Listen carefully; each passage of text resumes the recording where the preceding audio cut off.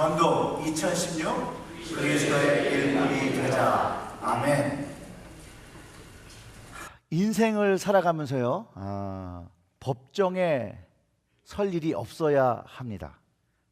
그렇지만 간혹 시시비비에 휘말려서 법정을 가서 서야 될 때가 있고, 재판을 받아야 할 때도 있고, 억울함을 당해서 법에 호소를 해야 할 때도 있고, 또 교통법 이런 것들을 어겨서 또 법정에 코트에 가야만 할 때도 있습니다. 제가 미국에 온 지 얼마 되지 않아서 교통법으로 인해서 이제 미국 법원을 이제 갔었어야 된 적이 있습니다. 오자마자 이제 교통사고를 낸 거예요. 교통사고를. 국제 면허를 가지고 이제 운전을 했었고요.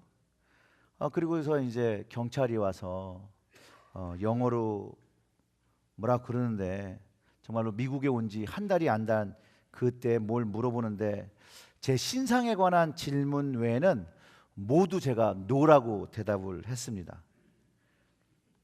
아마 그 경찰 지금 생각하면 되게 황당할 거예요. 그러니까 이런 거를 이렇게 대답한 거예요. Do you have registration? No. Do you have insurance? No. Is it your car? No.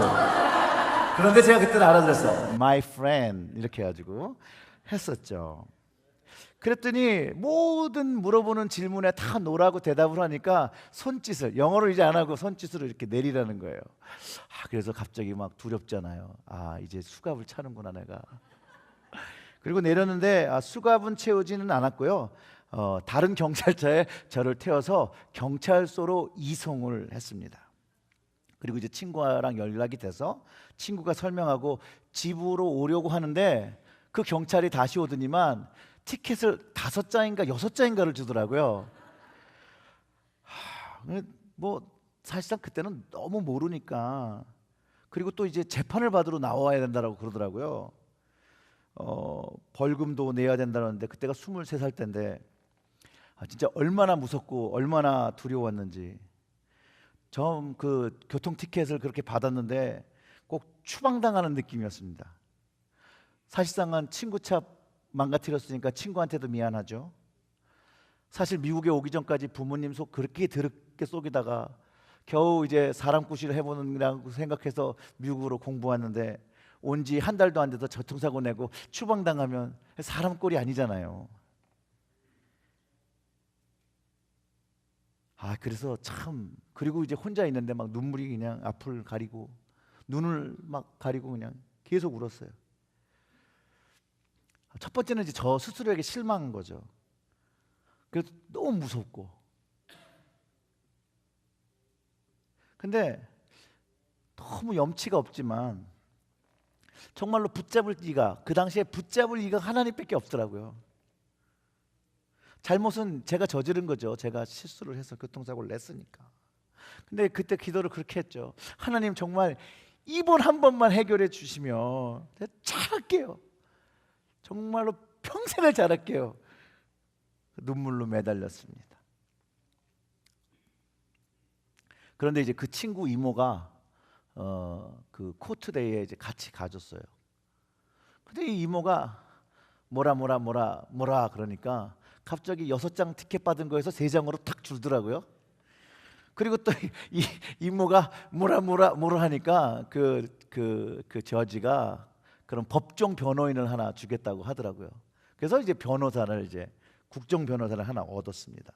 그리고 이제 그 변호사와 함께 나머지 티켓을 가지고 법원을 다닌 게 한 8개월 다녔어요. 8개월. 저는 이 기간이 얼마나 괴로운지 몰라요. 뭐냐면 무면허 운전으로 이 재판을 받았던 거거든요.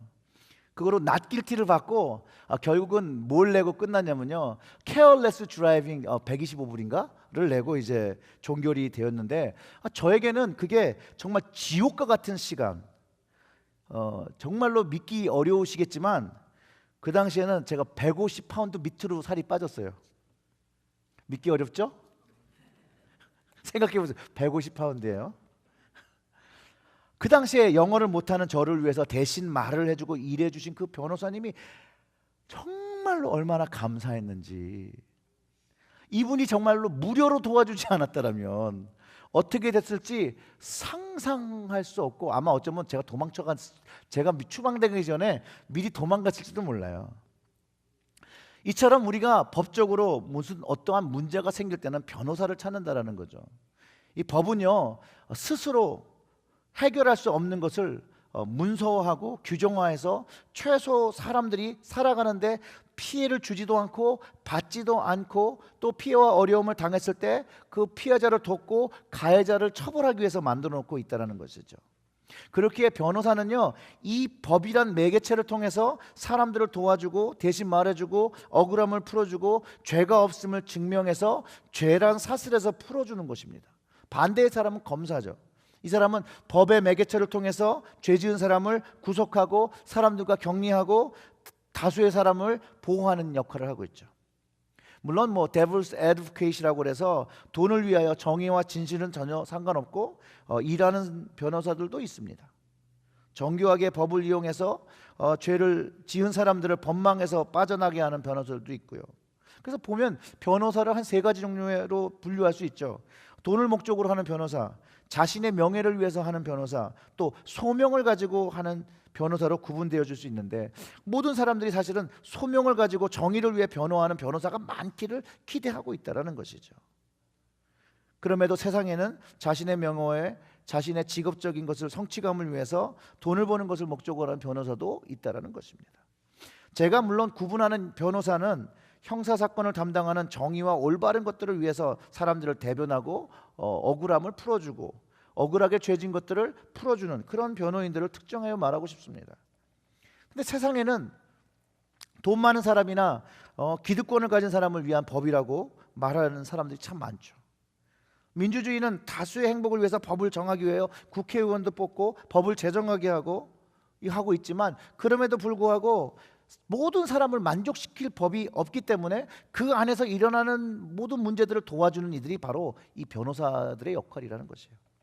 세상적인 법을 해석하고 도움을 주는 변호사가 있듯이 하나님 나라에도 하나님의 말씀과 하나님의 법을 해석해서 도와주는 변호사, 대리인이 있다라고 오늘 본문이 이야기하고 있는 것입니다. 만일 누가 죄를 범하면 아버지 앞에서 우리에게 대언자, 애드보케이시라고 하는 그 대언자가 곧 의로우신 예수 그리스도시라. 예수님께서 우리를 위한 대언자시고 변호인이라는 것을 성경이 선포하고 있다는 것입니다. 이 대언자 예수님은 우리가 죄를 지었을 때 하나님 앞에서 대언해 주신다라고 합니다. 그리고 요한이 이것을 우리에게 쓴 이유가 그것을 알므로 인해서 우리가 죄를 범치 않도록 하기 위함이라고 밝히고 있습니다. 이것은 예수님이 우리 죄를 하나님 앞에서 대언해 주시고 변호해 주시는 것뿐만이 아니라 그 죄를 예수님께서 친히 담당하시고 치루신 것을 깨닫게 해주시고 이제 그 감사함으로 더 이상 죄를 짓지 말라는 요한의 권면이기도 합니다. 예수님이 하나님 앞에서 우리의 죄를 대언하는 방법은 하나님이 세우신 법을 존중하며 그 법을 따라 지키고 하나님께 정의로운 심판을 요구하시는 것입니다. 예수님이 하나님의 아들이어서 좀 봐주세요 라고 하는 것이 아니라 재판관 대신 하나님이 심판하시는 그 법에 의거해서 죄를 말씀드리고 죄를 피할 수 있는 방법, 그 공정한 재판을 기다리시는 것이죠. 하나님의 말씀인 성경이요, 한 번 죽는 것은 사람에게 정해진 것이요 그 후에는 심판이 있으리니 이와 같이 그리스도도 많은 사람의 죄를 담당하시려고 단번에 들이신 바 되었고 구원에 이르시게 하기 위해서 죄와 상관없이 자기를 바라는 자들에게 두 번째 나타나시라고 히브리서 9장 27절과 28절에 기록하고 있다는 것입니다. 이 말씀을 통해서 모든 사람들은 죽고 하나님께 심판을 받는다는 것이에요. 이거는 바꿀 수 있는 게 아니에요. 진리예요. 진리는 바뀌지 않는 것을 말하는 것입니다. 오늘 본문에서 요한은 그때를 위해서 죽음을 맞이하고 이제 심판을 받는 그때에 죄를 지은 사람들에게 대언자가 있고 단순히 말만 하는 그런 대변이 아니라 예수님께서 우리가 진 죄를 위해서 주님께서 아주 놀라운 일을 해 놓았다라고 가르쳐주고 있다는 것이죠. 심판에서 정죄를 받아야 할 우리 죄, 나의 죄를 담당하셨고 해결하셨다라고 선포하고 있습니다. 이것을 좀 이해를 잘 돕기 위해서 죄를 내가 빚진 갚아야 할 부채로 생각한다면 좀 더 쉽게 이해하겠습니다. 즉 주님께서 내가 누구인가 진 부채를, 채무를, 그 죄를 대신 갚아주셔서 이제 더 이상 내가 갚아야 할 그 부채에 대한 의무가 없어졌다라고 얘기하고, 주님께서 내가 그것을 갚아주셨다라고 증명해 주신다면 그 부채의 의무로부터 벗어날 수 있다는 것, 주님께서 그 죄를 갚아주심으로 말미암아 우리가 죄에 대해서 심판을 받을 그 죄가 이제 해결되었다라는 것입니다. 바로 예수 그리스도의 대속이라는 의미입니다. 고린도후서 13장 4절부터 5절의 말씀이 그리스도께서 약하심으로 십자가에 못 박히셨으나 오직 하나님의 능력으로 살으셨으니 우리도 저희 안에서 약하나 너희들을 향하여 하나님의 능력으로 저와 함께 살리라. 이게 하나님의 말씀 약속인데요, 주님이 우리를 대신하여 감당하신 죄값 때문에 로마서 6장 23절의 말씀, 이 죄의 값은 사망이라고 하는데 이 죄의 값을 사망으로, 주님의 사망으로 치르셨다는 것이에요. 그렇기 때문에 더 이상 그 죄로 인하여 치러야 될 사망이 우리에겐 없고 이제는 생명이 깃들었다는 것이죠. 그래서 더 이상 주님께서 우리의 죄가 더 이상 우리에게 있지 아니하고 그 죄가 사라졌다라고 하나님께 청원함으로 인해서 우리가 그 심판을 면하게 된다는 것입니다. 그러니까 주님은 주님이 하신 일로 우리를 변호하신다라는 것이에요. 우리의 죄를 주님께서 대신 죄값을 치르신 것을 성경은 십자가라고 말해주고 있습니다. 이 십자가를 오늘 본문에서 화목제라고 표현하고 있습니다. 이 화목제를 주님께서 나의 죄와 온 세상의 죄를 위해서 대신 주신 것이라고 증언하고 있습니다. 그래서 오늘 본문 1절과 2절을 보게 되면 너희로 죄를 범죄치 않게 하려 함이라. 만일 누가 죄를 범하면 아버지 앞에 우리에게 대언자가 있으니 곧 의로우신 예수 그리스도라. 저는 우리 죄를 위한 화목제물이니 우리만 위할 뿐 아니요 온 세상의 죄를 위하심이라 라고 요한이 밝히고 있는 것이에요. 예수님은 그냥 우리를 변호하는 변호인을 뛰어넘어서 우리를 심판에서 구원하신, 즉 생명으로 옮기신 은혜를 공급하시는 분인 것, 용서함을 공급하고 계시는 분인 것을 설명하고 있습니다.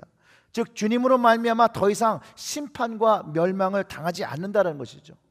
주님으로 인해서 우리가 생명의 은혜를 입게 되었다는 것이죠. 그래서 이제는 그 관계가 더 발전해서 단순히 대언자, 변호인의 관계를 넘어서 나에게 생명의 은혜를, 그 은인의 모습으로, 그래서 그분을 이제 주님이라고 부르고 주님을 따라 살겠다라고 고백할 수 있는 그 고백이 생겨지게 된다는 것이죠.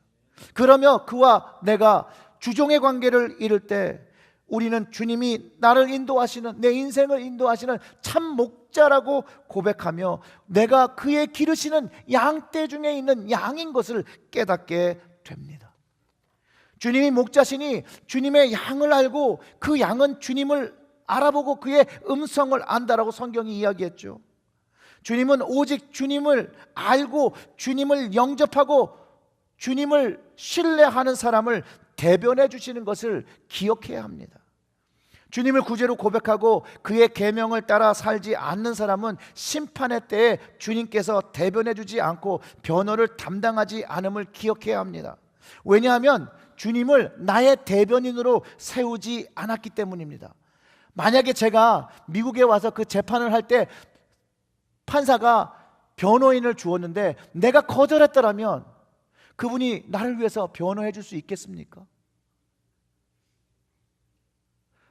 그처럼 주님을 나의 삶의 대변인으로, 하나님 앞에 나의 대변인으로 초청하고 그분이 이끄시는 방법을 듣고 따라갈 때 우리는 생명의 은혜를 입게 된다는 것이에요. 변호를 맡은 변호인을 신뢰하지 못하고 그가 요구하는 일을 하지 않는다면 절대로 재판을 이길 수가 없습니다. 그러기에 요한이 5절과 6절에서 말씀을 이렇게 하는 것이에요. 누구든지 그의 말씀을 지키는 자는 하나님의 사랑이 참으로 그 속에 온전케 되었나니 이로써 우리가 저 안에 있는 줄 아노라. 저가 안에 거한다 하는 자는 그의 행하시는 대로 자기도 행할지라. 그 대변인의 지시를 따라 해야 된다는 것을 가르쳐 주죠. 그럴 때 그의 방법으로 이끌림을 얻어 법적으로 온전함을 얻고 죄로부터 자유함을 얻고 사망으로부터 생명을 얻고 어둠으로부터 빛으로 나올 수 있다라고 이야기하고 있다라는 것이에요. 이처럼 주님이 주시는 말씀을 순종하고 지키고 살 때만이 우리의 안에 죄가 사라지고 그 죄의 자리에 온전하신 의의 모습을 가진 주님, 그 진리가 자리 잡으며 하나님의 온전한 사랑이 우리의 안에 새겨지게 된다는 것이죠. 그럴 때 그와 함께 의의 삶을 배우며 살아가게 된다는 것이에요. 에베소서의 말씀을 들어서 5절과 6절을 좀 다르게 좀 설명해 보면 에베소 5장 8절부터 13절의 말씀이 있어요. 너희가 전에는 어둠이었더니 이제는 주 안에 빛이라. 너희가 이전에 죄를 지었는데 지금은 주님이 죄를 다 없애주셔서 의로운 사람이 됐다는 것이죠. 그러면 이제 의로운 자녀, 빛의 자녀처럼 행해야 된다는 것을 가르쳐주고 있죠. 동일한 말씀이죠. 오늘 본문의 말씀과 이 에베소서의 말씀. 그러면서 그 빛의 열매를 맺어야 된다는 것이에요. 모든 착함과 의로움과 진실함에 있다라고 얘기하고 있는데 이것이 다 예수 그리스도 안에서 하나님의 사랑 안에서 우리가 배우고 맺을 수 있는 열매들이라는 것이죠. 그리고 주께 기뻐하실 것이 무엇인가 시험해보라. 너희는 열매 없는 어둠의 일에 참여하지 말고 도리어 책망하라. 저희의 은밀히 행하는 것을 말하기도 부끄러움이라. 그러나 책망을 받는 모든 것이 빛으로 나타나느니 나타나는 것마다 빛이라. 즉 무슨 얘기를 해요? 이제 주님을 알고 주님의 대속의 그 십자가를 경험했으면 죄를 끊고 주님으로 온전케 된 모습을 가지고 지키고 살아야 되는데 그것을 계속해서 지키며 살아가려면 누구의 말을 따라야 돼요? 주님의 말을, 하나님의 말씀을 순종하고 따라가야 된다는 것을 이야기하고 있습니다. 즉 주님을 나의 삶의 대변인으로 받아들이고 이제 그분의 지도와 인도를 따라 살아야 하고 이제는 그분의 자녀가 되어서 우리가 이제 빛의 열매를 맺으며 빛의 자녀로서 그 하나님이 기뻐하시는 열매를 맺으며 살아야 하는 것을 가르쳐주고 있습니다. 주님을 닮아서 주님의 모습처럼 착함과 의로움과 진실함이 있어야 된다는 것이죠. 주님의 그 큰 은혜를 받은 우리는요, 주님을 기쁘시기 위해서 노력해야 되고요, 감사드리면서 우리의 삶을 전적으로 주님께 의탁하며 성령님께 우리의 삶을 맡기며 살아갈 때만이 우리 안에 하나님이 함께 하시는 것을 우리가 경험하게 된다는 것이에요. 오늘 본문 4절부터 5절, 그를 아노라 하고 그의 계명을 지키지 아니하는 자는 어떤 자라고요? 거짓말하는 자라는 거예요. 그 다음에 진리가 그 속에 있지 않대요. 굉장히 두려운 이야기죠. 그 다음에 5절은 누구든지 그의 말씀을 지키는 자는 하나님의 사랑이 참으로 그 속에 온전하게 되었나니 이로써 우리가 그의 안에 있는 줄 안다라는 것이에요. 하나님을 정말 믿고 주님을 정말 믿고 십자가의 구속의 은혜를 정말 경험한 사람을 분별할 수 있는 말씀이죠, 이게. 왜냐하면 이게 우리의 삶 속에서 나타나야 되는 거니까요. 주님의 은혜를 받은 자, 죄사함을 얻은 자, 십자가의 복음을 경험한 사람들이 살아야 될 방식이죠. 증거죠. 열매죠. 이것을 가르쳐주고 있다는 것이에요. 이것은 우리가 선택할 수 있고 선택할 수 없고의 문제가 아니라 이렇게 해야 된다는 것이에요. 그렇지 아니하면 거짓된 것이라는 거고 진리가 없는 것이고 하나님의 온전한 것이 있을 수가 없고 하나님의 사랑이 그 안에 설 수가 없다라고 가르쳐주고 있기 때문입니다. 이건 반드시 해야 되는 것이에요. 주님의 말씀을 지키고 살 때만이 하나님의 사랑으로 변화되어서 이 속과 그 밖이 온전하게 되어진다는 것이에요. 주님의 복음을 경험한 사람들이 그런 모습을 가지고 살아가기를 하나님께서 원하신다는 것이죠. 저에게 바라는 모습이고 여러분들에게 바라시는 모습이고 우리 모두가 그렇게 변화되기를 하나님께서, 주님께서, 성령님께서 원하신다는 것이에요. 그런데 복음을 경험했다고 말은 하지만 결국 그의 계명을 쫓는 거에 관심이 없고 그를 안다고 말하지만 그분이 원하는 일들을 하고 감당하고 있지 않다면 그는 그냥 거짓말하는 자라는 거예요. 주님을 모르는 자라고 말하는 게 맞겠죠. 그 속에는 진리가 없어요. 예수가 없다라는 것이에요. 성경에 근거해서 이야기하면 그렇다는 거죠. 그러나 그 마음 안에 진리가 있고 하나님의 사랑이 있고 그 말씀을 지키는 사람은 하나님의 사랑이 온전하게 그 안에서 이루어지기 시작한다는 거예요. 그러면서 하나님께서 우리 안에 있음을 깨닫고 하나님과 함께 동행하는 삶을 살아가게 된다는 거예요. 6절의 말씀에 그 안에 산다고 하는 자 그가 행하시는 대로 자기도 행할지라고 합니다. 자, 하나님의 온전케 하심을 십자가의 봉으로 경험한 사람들이 그분이 하신 걸 따라서 한다는 거예요. 주님이 하신 것이 무엇입니까? 성경이 말하는 우리에게 해준 것이 무엇입니까? 십자가를 지신 거 아닌가요? 그리고 죽으시고 부활하셔서 보여주신 것 아닙니까? 오늘의 말씀은 그것을 쫓아가라는 것이에요. 자신을 부인하고 주님이 행하신 것처럼 자기의 십자가를 지어야 된다라고, 이건 예수님도 하신 말씀이죠. 사랑하는 성도 여러분, 우리의 죄와 우리의 삶을 변화시켜 주시는 그 주님을 그리스도로 고백하고 그분의 말씀을 따라 순종하며 살고 있습니까? 주님이 여러분의 삶을 변론해 주셨던 것을 경험하셨습니까? 언제 경험하셨으며 그 도우심에 얼마나 감사를 드리며 찬양을 드리며 우리는 살아가고 있습니까? 그 은혜가, 그 구속의 은혜가 뼛속까지 새겨져 이제 주님의 뜻을 따라 빛의 자녀의 모습으로 살아가기를 노력하며 갈등하며 최선을 다하며 살아가고 있습니까? 주님 가신 그 십자가의 길을 각자의 십자가를 지고 걸어가고 있습니까? 사랑하는 성도 여러분,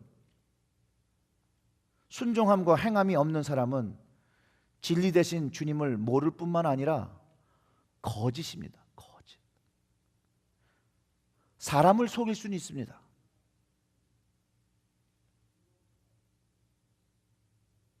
제가 여러분을 속일 수도 있습니다. 여러분도 저를 속일 수 있습니다. 부부끼리라도 속일 수 있습니다.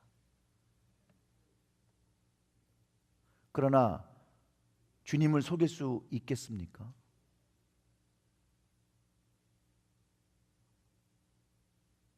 하나님을 속일 수는 없지 않습니까?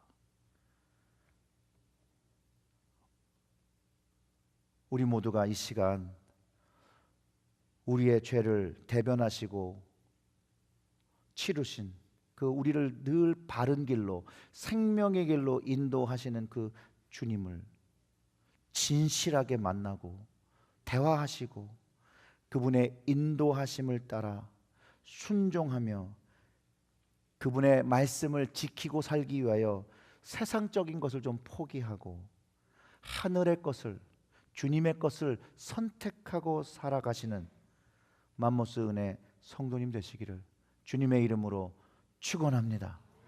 기도하겠습니다.